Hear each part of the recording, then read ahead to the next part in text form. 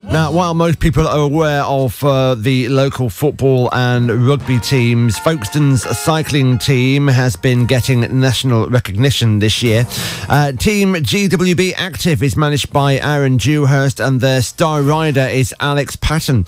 They came into the Academy FM studios and spoke to Dave Sharp about the team and their results. Well, the team, we started in 2012. Just sort of got together just for the first sort of half a season to see how it would work, and it seemed to work quite well. Everyone seemed to get on quite well. You know, Alex joined us sort of midsummer last year.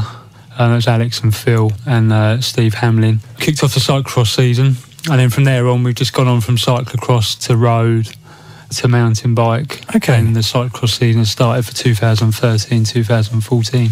You've got a team and, well, essentially you all ride bikes, but you can ride in different aspects of the sport, on road or cyclocross or mountain bikes or whatever. People are used to seeing cycling teams maybe on the Tour de France with like cars following them with bikes on the roof and things like that. Tell us about the makeup of the team, how many people are involved and so on. In the team there's 11 riders. The cyclocross and the mountain bike is more of an individual sport, whereas on the road you can ride a bit more as a team. You know, it's we don't have the cars because we're only racing at an amateur level and that sort of thing. But a lot of the guys that raced on the road have moved up to the categories that they wanted to, because you start off as when you enter, you start off as a fourth category. But there's a lot of the guys were sort of second category riders and dropped down to third because they didn't race much the previous season, and they've all got back up to second category. So next season we're going to have quite a strong category in the top level amateur racing. Alex, you've had some success in the past year in a variety of different aspects of the sport, most recently in the National MTB series. Tell us a little bit about that. This summer I tried to put a bit of a focus on the national level mountain bike races, which obviously there's a series which is 5 races with points going from each round to contribute together for an overall result.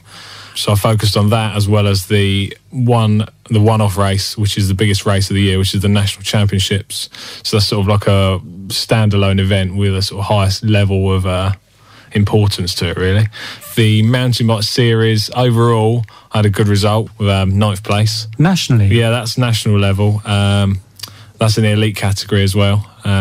So that's kind of the highest level that you can get in the sport. Yeah, there's lots of there's a lot of categories to mountain biking, and you basically work your way up. You can't just choose to ride elite. You have to basically earn the license for it, basically. So I did that, and then it went quite well. It's the top level of the sport, really. Yeah. If it's the top level of the sport, aren't most of the riders professionals rather than amateurs like yourself? Definitely plenty of people there that are sort of on a full-time, bike rider. They're probably maybe top 10, I'd say, are pretty close to full-time. And some people, that is all they do. There's nothing else.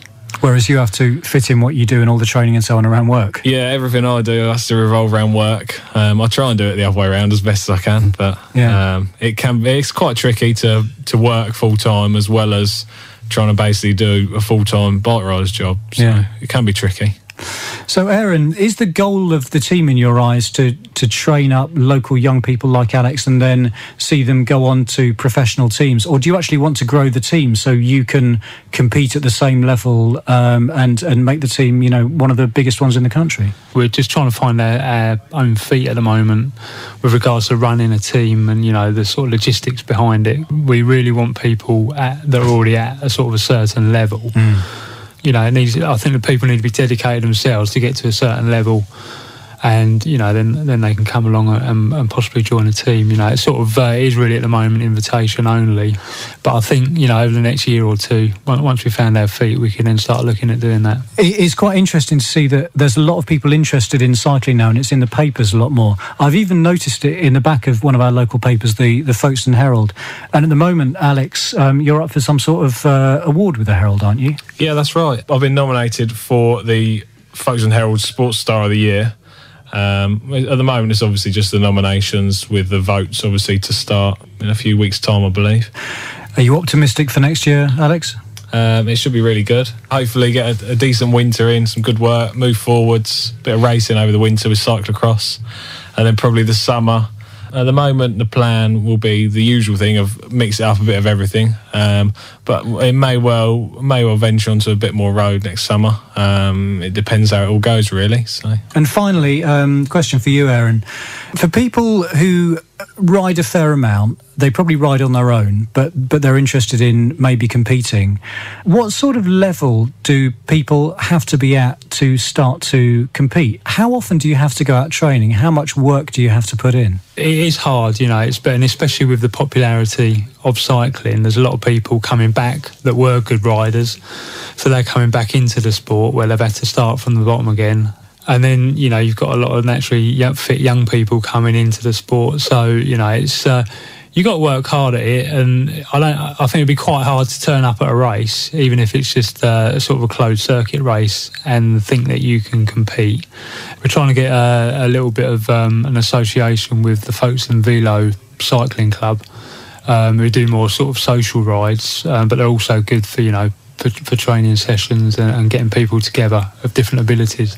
You can see them what you need to work to. So, you know, we go out sometimes and join them for little Saturday and Sunday rides. If people want to follow the team, where can they find out about results and the team members and so on? You can follow the team. We've got quite a big presence on Twitter, so that's at GWB Racing. And then we've got a Facebook page as well, which is Team GWB. And then we've also got a website, which is teamgwb.co.uk.